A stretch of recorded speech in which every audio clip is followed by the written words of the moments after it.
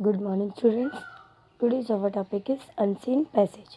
अब देखिए, unseen passage आपके 9 मार्क्स का आता है और सबसे पहला क्वेश्चन ही अनसीन पैसेज का आता है।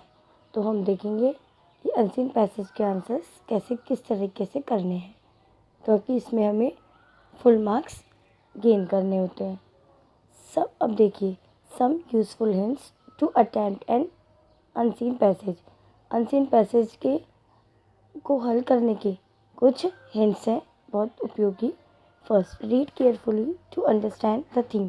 सबसे पहले हमें उस पैसेज को बहुत अच्छे तरीके से सावधानी से पढ़ना है और उसको समझना है कि उसमें क्या बताया गया है। Second, if some words are not clear. अगर कोई शब्द हैं जो आपको समझ में नहीं आ रहे हैं, then try to understand by reading more and more. तो उसे बार बार पढ़कर समझने की कोशिश करें। Keep your answer brief. अपने आंसर जो हैं वो संक्षिप्त ही देने हैं, छोटे ही देने हैं, ज़्यादा बड़े आंसर्स नहीं देने हैं। Begin your answer in the same way as it is ask. और जिस तरीके से वो आंसर पूछे गए हैं उसी तरीके से हमें आंसर्स देने हैं। जैसे सेंस और मीनिंग, उसके सेंस और मीनिंग को ध्यान रखते हुए। टेंस एंड पर्सन, टेंस और पर्सन को ध्यान में रखते हुए, जिस टेंस में क्वेश्चन उसी टेंस में आंसर। उसके बाद to answer the vocab based question. Vocab based question जो होंगे, try to understand their sense और मीनिंग। उस समय उनके सेंस और मीनिंग, अर्थ जो है उनके, वो सबसे पहले समझने हैं और उस बेस पे ही पैसेज में से वो वर्ड आपको ढूंढने हैं।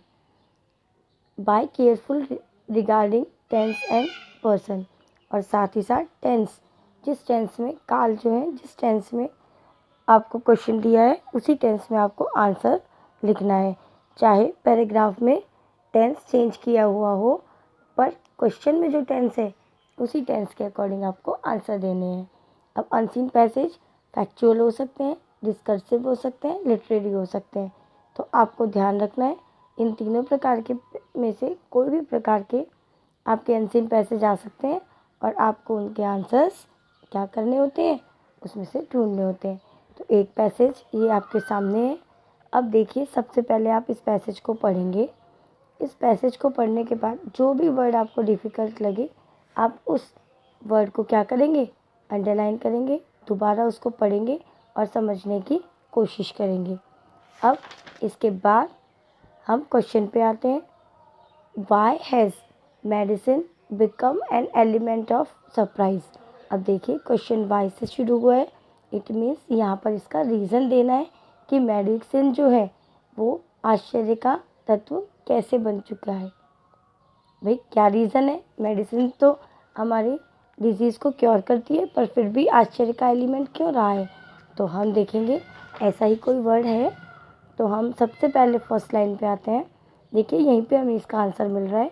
Medicine have become an element of surprise and A cause of concern.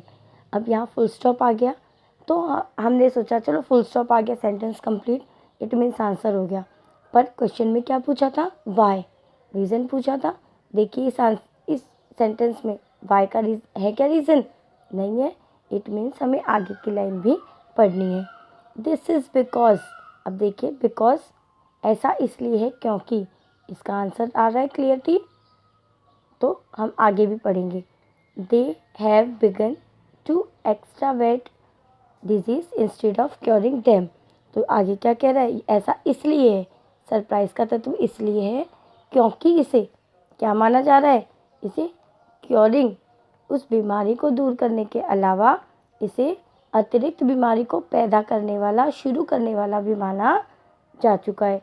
ये शुरू करती है एक, अगर हम मेडिसिन लेते हैं तो एक बीमारी हटकर दूसरी बीमारी आ जाती है। तो हम आंसर कैसे लिखेंगे इसका? First, medicine have become an element of surprise. Question में इतना ही है, इसलिए हम यहीं पर इसको एंड करके यहाँ पर बिकॉज लगाएंगे। इतना सब लिखने की ज़रूरत हमें नहीं है। आप लिखेंगे तो भी ठीक है, बट हमें क्या करना है? इन ब्रीफ लिखना है। इसलिए हम क्या करेंगे, ये वाले वर्ड्स नहीं लिखेंगे और फिर इनको छोड़ के हम इनको इग्नोर करेंगे एंड देन हम बिकॉज से शुरू करेंगे। Surprise because they have begun to extirpate disease instead of curing them, क्योंकि हमें जितना पूछा जाता है हम उतना ही इनके आंसर लिखते हैं। अब देखिए इसी तरह की नेक्स्ट एक और देख लेते हैं। What is the literary meaning of the word antibiotic? Antibiotic का साहित्यिक अर्थ क्या है? तो क्या है, यहाँ पर हम आते हैं लिटरेरी मीनिंग देखते हैं हम। द लिटरल मीनिंग देखिए यहाँ मिल गया। The literal meaning of the word antibiotic is against life. तो यहाँ पर ये कंप्लीट हो गया, हमें यहाँ पर इसका आंसर इतना ही लिखना है। अब इसी तरीके से आपके 6 क्वेश्चंस आएंगे, हमें सॉल्व करने हैं। उसके बाद आपके 7, 8, 9 3 क्वेश्चन जो है वोकैब वाले होंगे। आपको इनको पढ़कर क्या करना है, आपको इनको पढ़कर इनमें से सिमिलर वर्ड, अपोजिट वर्ड जो भी मेंशन है यहाँ, उसके अकॉर्डिंग आपको इसमें से सर्च करना है, आइडेंटिफाई करना है। तो अब इसमें से एक लास्ट देख लेते हैं, डिसअलाउ। डिसअलाउ मीन्स अनुमति न देना, रोक देना। तो इट मीन्स देखिए हमें लास्ट में वर्ड मिल गया है प्रोहिबिट, रोक देना, निषेध कर देना। तो हम क्या करेंगे, इस तरीके से डैश करके इसका आंसर लिख देंगे। ठीक है, तो इसी तरह आप प्रैक्टिस करेंगे और पैसेजेस की, ये आपके 9 मार्क्स का आएगा। Thank you.